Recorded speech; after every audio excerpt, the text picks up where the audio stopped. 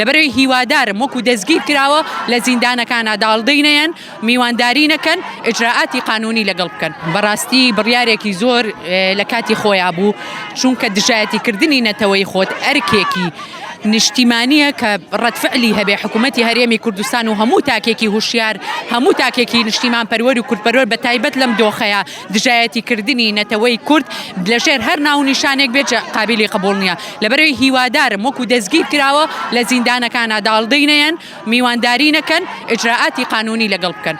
دەبێت ڕۆڵی مامۆستایانی ئاینی چی بێ لەم دۆخەدا؟ ڕۆڵی هەموو کەسێک و بە تایبەت هەموو کەسایەتیەکان هی بوارە جیاوازەکان و مامۆستایانی ئاینی بە تایبەت ئەبێ ڕۆڵیان ئاشتەوایی بێ و بەرزکردنەوەی ورەی نەتەوایەتی و ئینتیمای نەتەوایەتی بێ بۆ وڵات نەوەکو بە پێچەوانەوە دژایەتی نەتەوە و واش بکەن کە خەڵکانێک پێچەوانەی بیر و بۆچوونی شەقامی هەبێت.